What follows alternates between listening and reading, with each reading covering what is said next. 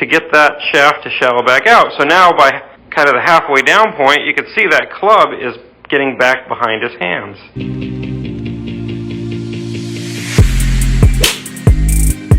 So let's talk about one of my favorite figures in sports, Charles Barkley.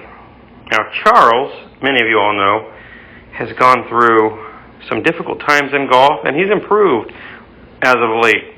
So I want to show you his swing before and his swing now, and what he's done that has really made the change for him.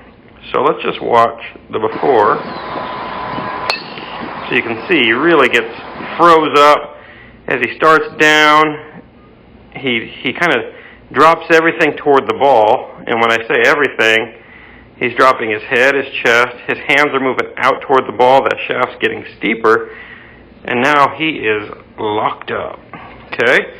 Now let's watch what he's got going now. He's got a nice little bit of flow in his motion now. Watch this swing. He actually swings that golf club now. He doesn't get locked up. It's all one fluid motion. Now why is that possible? Well, let's take a look at what happens here in transition, because we actually see players with some of the elements he has on the before swing who play on tour. That swing actually has some cool stuff in it, but it's mixed with some really bad stuff. So at the top of his backswing, there's his shaft position. Now as he starts to change directions, notice that shaft got steeper and the head got more out in front of him. So that thing keeps getting steeper and steeper and more out in front of him. It's almost straight vertical at this point in time, and it's way out in front. If there's really no way to hit the ball without him bailing out and standing up, because if he tried to hit it from there, he'd go straight into the ground. So what we see is him come to a screeching halt. His brain says, oh crap, I can't hit it. I better stand up, and now he starts to shallow the shaft out and stand his body up so he can extend his arms. So that is the before. It's got a kind of a yippy look to it. It does not work. So what's happening now is now he's swinging the club head. He still does some things that are a little unorthodox. He gets that club swung back here, so at the top of his backswing, he's, quite across the line,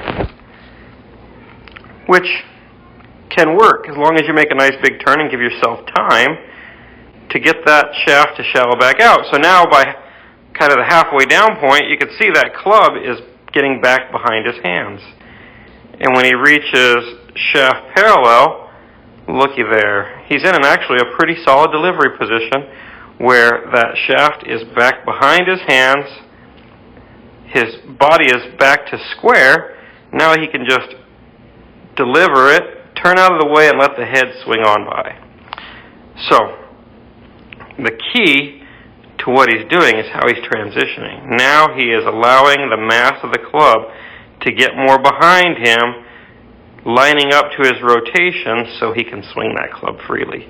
Where in the before, you could actually have this drop if the shaft dropped and lined up to you, then you could rotate through. But in his situation, it was not doing that. There was nowhere to swing that club. So he had to stop and then stand up real hard and bail out of it. So let's make sure we're swinging that club head correctly. Let's let the mass get behind us so we can swing it through the ball properly.